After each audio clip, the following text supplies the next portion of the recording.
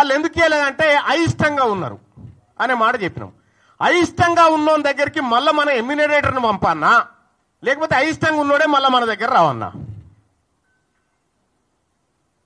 నేను ఒకటి అడగదలుచుకున్నా. ఇక్కడ 3,54,000 ఇండ్లను మనం ఇంకా సర్వేలో పాల్గొనలేదని చెప్పినాం. 16 లక్షల మంది అని చెప్పినాం. ఈ 16 లక్షల మంది అన్న సంగతి మీకు ఎట్లా తెలిసింది? మీరు ఎట్లా కంక్లూజన్కి వచ్చారు దీని విషయంలో? ఇవాళ ముఖ్యమంత్రి గారే పదే పదే తన ప్రెస్ మీట్లలో మాట్లాడుతూ దొరికిపోతా ఉంటే మళ్ళా పైపెచ్చు సమగ్ర కుటుంబ సర్వేకు అర్హత లేదు, అది ఎక్కడ కూడా గవర్నమెంట్ టేబుల్ మీద పెట్టలేదు, దాన్ని క్యాలిక్యులేట్ చేయకూడదు అని చెప్పి నేను కూడా అడుగుతా ఉన్నదే. 2011 సెన్సస్ అయితే మన యూపీఏ గవర్నమెంటే చేసింది కదా. 2011 సెన్సస్ ను యూపీఏ గవర్నమెంట్ చేసినప్పుడు తెలంగాణ జనాభా 3,53,00,000. అర్జున్ పైకిరా. 3,50,00,000 చిల్లర అని మనం చెప్పినాం. ఆ రోజు 83 లక్షల ఇండ్లున్నాయని చెప్పినాం.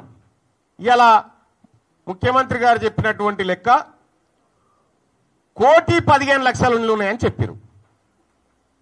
1,15,00,000 ఇండ్లుంటే ఈ 83 1,15,00,000 దాదాపు 32 లక్షలు పెరిగింది.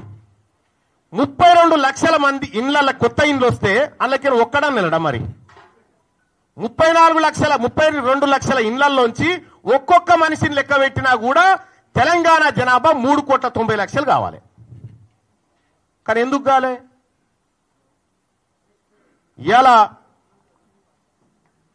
దీని కథ ఏంది, దీని వ్యవహారం ఏందంటే కేవలం ఈడబ్ల్యూఎస్ ను రక్షించుకోవడానికి వేసినటువంటి ఎత్తు మాత్రమే. సహజంగానే ముఖ్యమంత్రి గారు మనలాంటి వాళ్ళు పక్కన ఉండొద్దని కోరుకుంటాడు. ఎందుకు? తీన్మార్ మల్లన్న కాంగ్రెస్ పార్టీలో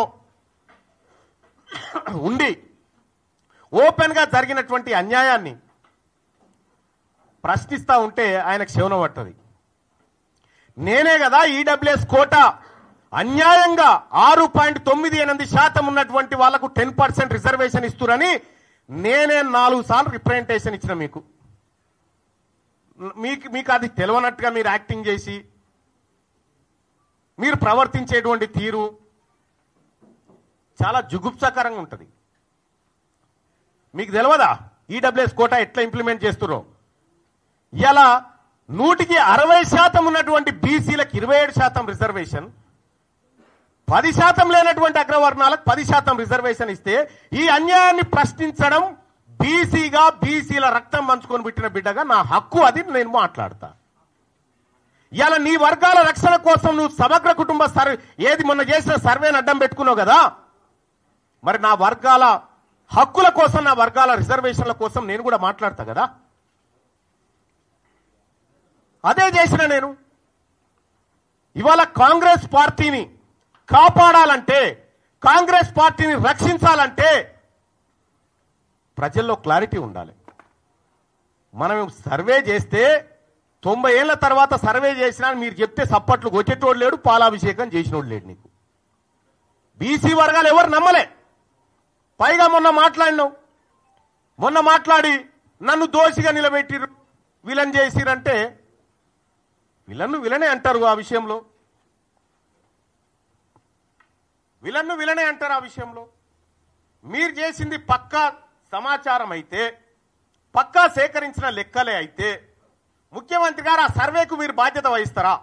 నాది బాధ్యత, దీని మీద డిబేట్కు నేను రెడీ అంటే ఎక్కడికి రావనో చెప్పు, నేను ఒక్కరిని వస్తా. నీ సర్వే తప్పని నిరూపిస్తా. నేను కూడా సూచనే చేసిన మీకు, ఆ రోజు సరిదిద్దుకునే అవకాశం ఉంది, ప్రయత్నం చేయండి, తప్పు కాదనేటువంటి మాట చెప్పిన. మీరు ఒక తప్పు చేసి ఆ తప్పును కప్పిపుచ్చుకోవడానికి మళ్ళీ తప్పు చేసి, ఆ తప్పును కప్పిపుచ్చుకోవడానికి మళ్ళీ తప్పు చేసి ఇవాళ సమగ్ర కుటుంబ సర్వే ద్వారా, కుల సర్వే ద్వారా ఓసీల పాపులేషన్ పెరుగుతుంది. 2011లో మనమే చేసినాం కదా సెన్సస్. ఆ రోజు తెలంగాణ రాష్ట్రంలో ముస్లింల జనాభా మొత్తం ముస్లింల జనాభా 44 లక్షలు ఉంటుంది. ఈరోజు అదే 44 లక్షలు ఉంటుంది. ఇది ఎట్లా సాధ్యం? ముస్లింలు ఎవరు పిల్లల్ని కానలేదా? మధ్యలో సమగ్ర కుటుంబ సర్వే వదిలేద్దాం, కేసీఆర్ చేసింది. మన సర్వేలే కంపేర్ చేస్తేనే ఎక్కడ పొంతం లేదు కదా. మరి అటువంటప్పుడు ముఖ్యమంత్రి గారు మీరు బాధ్యతాయుతమైనటువంటి పదవిలో ఉన్నారు. ఈ బీసీలకు న్యాయం జరిగే విషయంలో ఏమైనా పొరపాట్లు జరిగితే మళ్ళీ సరిదిద్దుకోండి అని చెప్పి సూచన చేస్తా ఉన్నాము. మళ్ళీ సరిదిద్దుకుంటే తప్పేమీ కాదు. ఇవాళ తీన్మార్ మల్లన్న సర్వేని వ్యతిరేకించిందంటే నేను ఒకే ఒక్క కారణం అని చేరేటప్పుడు కూడా చెప్పినా, మా తలలను లెక్క పెడతా అంటుండు, క్యాస్ట్ సెన్సస్ చేస్తా ఉంటుండు, మాకు 42% రిజర్వేషన్ ఇస్తా అంటుండు రాహుల్ గాంధీ గారు అని చేరినాం. ఆయన ఆలోచన మేరకు, రేవంత్ రెడ్డి గారు పిలుపు మేరకు కాదు కదా నేను చేరింది, ఆయన ఆలోచన మేరకు చేరినాం. అదే నాయకుడు రాహుల్ గాంధీ గారు పార్లమెంట్ లో మొన్న మాట్లాడుకుంటూ, ఓ బీసీ నాయకులారా, బీసీ ఎంపీలారా, మీకు అన్యాయం జరుగుతుంటే మీరు మాట్లాడరా అని చెప్పిండు. మరి ఆయన చెప్పిందే నేను చేస్తా ఉన్నా, ఆయన చెప్పిందే నేను చేస్తా ఉన్నా. చేస్తున్నటువంటి సందర్భంలో బీసీ ఉద్యమం బలపడతా ఉంది, బీసీలందరిని ఐక్యం చేస్తా ఉన్నారు, దీన్ని ఎట్లయినా అణచివేయాలనేటువంటి ఒక కార్యక్రమం చేస్తా ఉన్నారు. ఈ చరిత్ర ఇటువంటి ఓళ్ళని కొన్ని వందల మందిని చూసింది ఈ గడ్డ, ఈ నేల. అందరం ఎంతకాలం భూమి మీద బతకడానికి రాలే. ఇవాళ మనం ఒక పని చేస్తే తరతరాలు గుర్తుండాలి. గా బీపీ మండల్ గారు చేసిన పని, గా జయశంకర్ సార్ చేసిన పని, వాళ్ళు చేసిన పని తరతరాలు గుర్తుంటది. ఇప్పుడు మీరు పని చేస్తే మీ మంత్రులకే మీ పేరు యాదకొస్తలేదా? అందుకోసమే ముఖ్యమంత్రి గారు ఇది మిమ్మల్ని పరిపాలన చేయమని అప్పగించినటువంటి సందర్భంలో మీరు తీసుకున్న నిర్ణయం తప్పని చెప్పిన. తీన్మార్ మల్లన్న తగలబెట్టింది కులగణన సర్వే రిపోర్టు తలగబెట్టిన నేను. ఇలా తీన్మార్ మల్లన్న ఏం చేసిండో 2018లో 2011లో రాహుల్ గాంధీ గారు కూడా అదే చేశాడు. Manmohan Singh government, UPA 2 government తీసుకొచ్చిన ఆర్డినెన్స్ చింపి చెత్తబుట్టలో బారేసిండు. ఇలా నేను చేసింది గదే. మన నాయకుడు రాహుల్ గాంధీ గారేమో మీరు నోరు విప్పండి మీకు అన్యాయం జరుగుతుంది అంటాడు. ఇక్కడనే మీరు నోరు ఇస్తా ఉన్నారు బీసీలై. ఇలా బీసీ నాయకులు మాట్లాడితే కోమటిరెడ్డి వెంకటరెడ్డి కోన్యాయం, రాజగోపాల్ రెడ్డి కోన్యాయం, వాళ్ళైతే చిన్నగానే తిట్టిరా నిన్ను. నేను మిమ్మల్ని అన్నది కూడా లేదు. మళ్ళా మీరు చేసిన కార్యక్రమాన్ని వ్యతిరేకించిన, ప్రభుత్వ నిర్ణయాన్ని వ్యతిరేకించిన.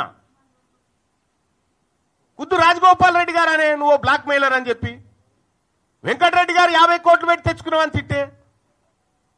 అంటే అంతర్గత ప్రజాస్వామ్యం అనేది కాంగ్రెస్ పార్టీలో అగ్రవర్ణాలకు ఉంటుంది కానీ అణగారిన వర్గాలకు ఉండదా? ఇవాళ మీరు ఏం చేయదలుచుకున్నారు కాంగ్రెస్ పార్టీని? ఈ కాన్స్టిట్యూషన్ ఏం చెప్తా ఉంది? Constitution of all India Congress party constitution ఏం చెప్తా ఉంది? కనీసం ఏమన్నా బుర్రులోడు ఉన్నాడా? చదువుకున్నాడా ఏమన్నా? ఇందులో ప్రభుత్వ నిర్ణయాన్ని వ్యతిరేకిస్తే పార్టీ నిర్ణయాన్ని ధిక్కరించినట్టు అని ఎక్కడ ఉందా? చూపెట్టురి. మీ ఇంటెన్షన్ ఏంటంటే బీసీ ఉద్యమాన్ని లేవకుండా చేయాలనేటువంటి మీ ఇంటెన్షన్ ఏదైతే ఉందో మీరు ఆ భ్రమలలోనే ఉండురి. ఇవాళ బీసీలంతా చైతన్యవంతమై మేము ముందుకు పోతా ఉన్నాం. అలాగే సోదరులారా, తెలంగాణ రాష్ట్రంలో కాంగ్రెస్ పార్టీ ప్రభుత్వం ఏర్పడడానికి తీన్మార్ మల్లన్న ఏం చేసిండో మీ ప్రజలందరికీ తెలుసు. కేసీఆర్ గారితోటి అప్పటి ప్రభుత్వంతో ఒక్కడినై పోరాడుతుంటే మీరంతా ఆడున్నారా? కాంగ్రెస్ పార్టీ కార్యకర్తలను పిట్టల లెక్క ఏరుతా ఉంటే ఆ రోజు క్యూ న్యూస్ వేదిక కాంగ్రెస్ పార్టీ కార్యకర్తలకు మరో గాంధీ భవన్ అయింది కదా. మీరు ఆడమన్నారు అప్పుడు? ఏడున్నారు మీరంతా? ఇవాళ తీన్మార్ మల్లన్న రెక్కల కష్టంతో నా ఒక్కందే కాదు, ఇంకా ఇగో ఇక్కడ కూర్చున్న రఘు, ఇంట్లో చాలా మంది జర్నలిస్టు మిత్రులు అలాగే మేధావి వర్గాలన్నీ కష్టపడితే ఇలా కాంగ్రెస్ పార్టీ అధికారంలోకి వచ్చింది. కాంగ్రెస్ పార్టీని ఏ ఒక్కరు అధికారం తేలే, అందులో నా పాత్ర కూడా ఉంది. నేను 45 నియోజకవర్గాల్లో తిరిగి క్యాంపెయిన్ చేస్తే 42 నియోజకవర్గాల్లో కాంగ్రెస్ పార్టీ గెలిచింది.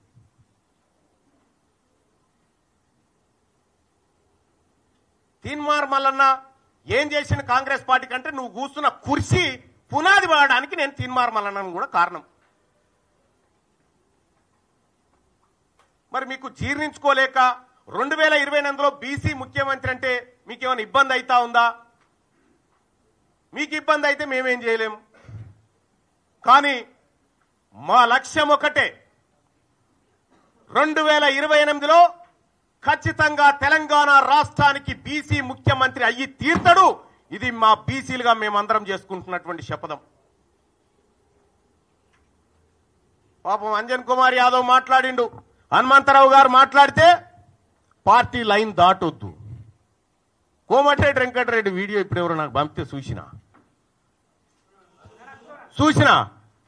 ఏమంటాడే, చెత్తబుట్టల వారేసిన వాళ్ళ షోకాజ్ నోటీసు నాకు ఇస్తారా అని చెప్పని అంటా ఉన్నాడు. నేను చెప్తా ఉన్నా, మీ షోకాజ్ నోటీసులకు నేను రిప్లై ఇచ్చేంత, లేకపోతే మీ సస్పెన్షన్లకు భయపడేంత పిరికి రక్తంతో పుట్టలే. నేను బీసీ ఓడిగా గర్జించే బిడగా పుట్టినా. ఇక్కడ మీ పిల్లిగాండ్రింపులకి ఇక్కడ భయపడేటోడు ఎవడు లేడు. ఇలా కాంగ్రెస్ పార్టీని అడ్డం పెట్టుకొని అధికారంలోకి వచ్చినటువంటి మీరు ఆ పార్టీని రక్షించాల్సిన అవసరం ఉండే. ఏం జరుగుతా ఉంది? 2023 డిసెంబర్లో ఎన్నికలు జరిగితే అక్కడి నుంచి మళ్ళీ 6 నెలల తర్వాత వచ్చిన పార్లమెంట్ ఎన్నికల వరకు కాంగ్రెస్ పార్టీ పరిస్థితికి ఏడుకొచ్చింది. 15 నెలల ఏ కాంగ్రెస్ పార్టీ కార్యకర్తలన్నా కనీసం సంతోషంగా ఉన్నాడా? ఇలా ఎస్, నేను చెప్తా ఉన్నా, నా గెలుపు కోసం, రాహుల్ గాంధీ గారి ఆశయం కోసం పనిచేసినటువంటి కాంగ్రెస్ పార్టీ కార్యకర్తలారా, మీ అందరికీ ఎప్పటికీ రుణపడి ఉంటా. ఇవాళ మీరు కార్యకర్తలను విస్మరిస్తిరి, పదవులు రాగానే మీరు బంచక తింటిరి.